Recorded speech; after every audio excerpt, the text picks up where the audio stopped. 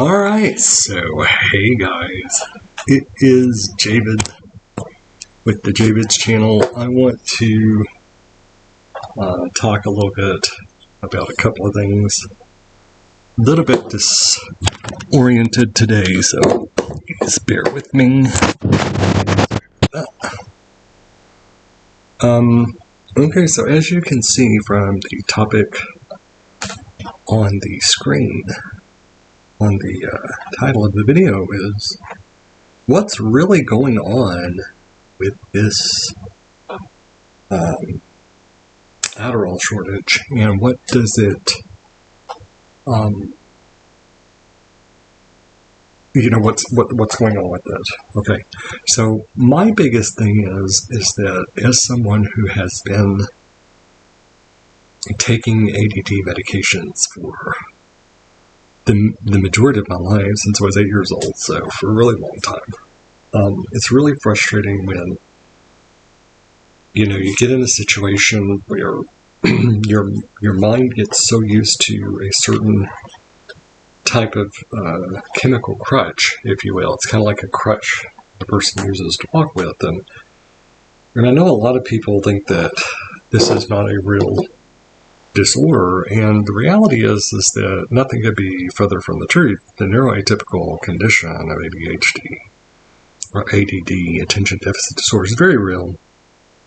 There are now brain scans that can be done for patients like me that have this condition, and so if you are not ADD, your brain is not going to fire up or show the activity in it the same way that a person with a true diagnosis of ADD has. That being said, that is the real problem with ADD and the whole jump on the ADD board or wagon that so many people are doing over the last several years. And what I mean by that is, since COVID decided to come into our world,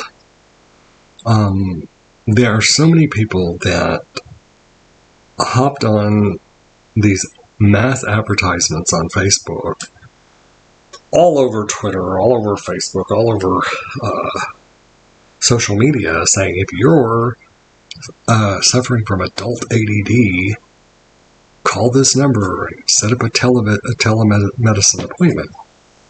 The problem I have with that is that even though, as a mental health advocate and someone who works in the mental health industry, I want to say that that's a wonderful thing that there is now access to treatment for many people that have long not been able to get treatment. But there is also a double edge to that sword, in that right now in the United States we are facing a health crisis. We are facing a health really an epidemic, because I spent literally 5 hours this morning, 5 hours on the phone, me and my family, calling around to all of the pharmacies in this huge Dallas-Fort Worth area that I live in, trying to find my medicine, right? Quantity and type. So I'm not real good with the extended release versions of Adderall. I don't have a gallbladder, I don't have an appendix, I have some other digestive issues. I lost 276 pounds over the last 6 years. And so I went from 476 down to 200 pounds. And I had blown up to 476 when I decided all of a sudden I was going to try a medication that I shouldn't have tried. And long story short, it gave me diabetes and created a lot of problems for me. So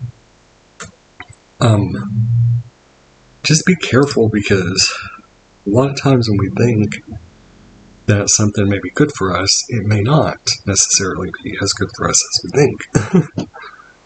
And so, but I take issue with the fact that there are so many people that truly do not have ADD, that have just gone online. They've watched all these videos about how to pass the ADD test, how to be prescribed Adderall.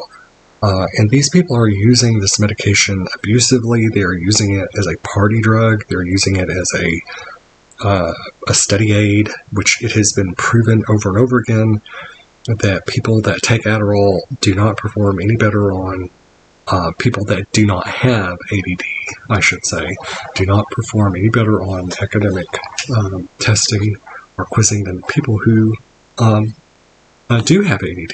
And take so people with ADD like me that don't take it, we do very poorly in school, period. Because most of us cannot focus. We can't focus. We can't. I did really brilliantly in school, but that's because my parents, my family had me diagnosed by age 8. And so I was able to start taking Ritalin at a very early age. And it helped me tremendously.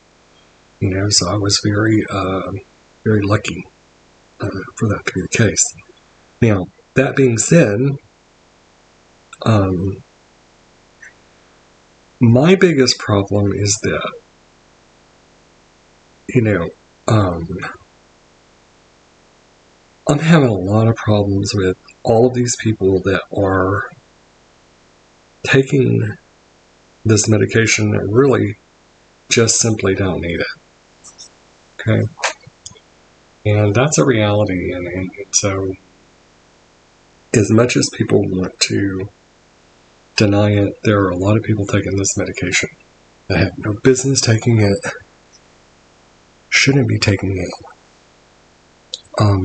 They're taking it to get high, they're taking it to get speeded out, to get the same effect that they claim they get off of cocaine or street speed. I've never tried either one of those things. I don't know.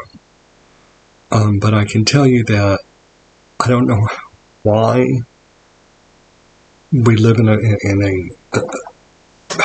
a world where people have no moralistic fiber or caring about the type of hardship that they're creating for people that truly have mental disease and problems to function on a daily basis without this medication. Just simply so that they can have the same effect of drinking, 3 cups or 3 pots of coffee in a row. I mean, what? Really? I mean, I just don't know what to say. I'm so frustrated with the situation. My body doesn't respond to the extended release versions. Like I said, I can take a 30 milligram extended release Adderall and it does nothing to me. Like it does not calm my mind. It doesn't help me focus. Doesn't do anything. It helps. I'm not gonna lie. It helps a little bit. It calms me down a little bit. It helps me focus a little bit. Otherwise, I wouldn't be able to even sit here and make this video. But it's nothing like my regular medicine, because what I'm able to do is I'm able to break my instant release tablets. I'm able to break them in 2 and take this, half of it in the morning, and then 3 or 4 hours later I can take the other half.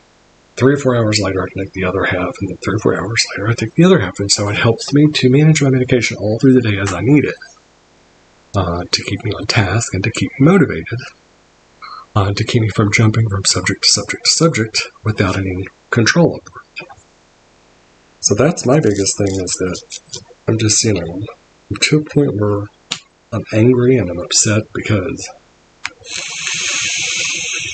there just doesn't seem to be any accountability in our healthcare industry to say, like I'm saying, you gotta be responsible, and not go out there and seek a medication. You're trying to get on a medication that people like myself depend on for some normalcy. For some halfway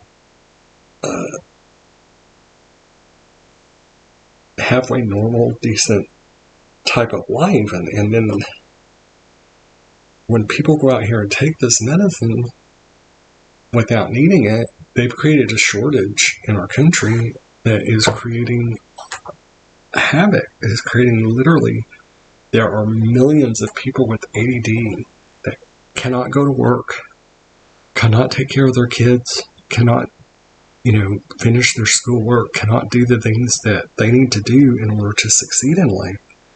And to me, that's criminal. It's really criminal. And it's like, why? Why can't people just be nice and be good and not do this kind of thing? Because it's not helping anyone. It's really hurting people that really need it. And so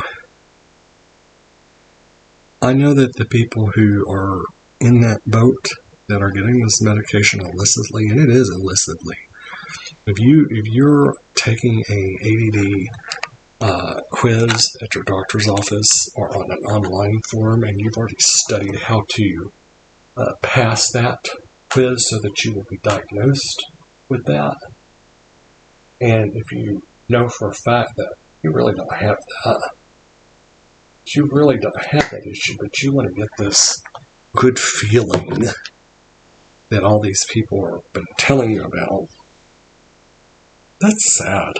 I feel sorry for people that do that. But I'm angry about it because I'm one of the victims that is literally suffering on a daily basis because people like that. So what I'm asking is that if you're in that boat and you're one of those people, please stop. Just stop it.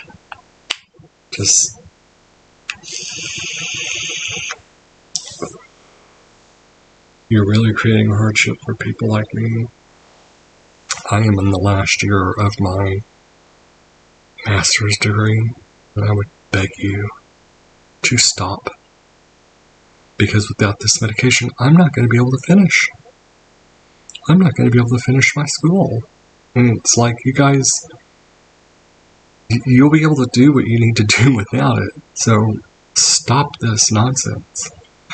And if you're one of the lawmakers out there that can do something and put some more safety nets in place, do so. But if you're capping a medication, why don't you cap it for those people that just received their diagnosis and just received their first prescriptions of it within the last 2 years? Why don't you do that? Wouldn't that be the more sensible thing to do? Would to say, okay, if you're an adult and you were just prescribed this medication for the first time in your life without any proof whatsoever that you've ever taken anything similar to it before in your life, or ever even went to a doctor about a concern for this in your life, if you can't prove that to a provider, then you shouldn't be prescribed this medicine, period, until you've had the brain scan done, proving that you have this condition. That's my point. Peace out.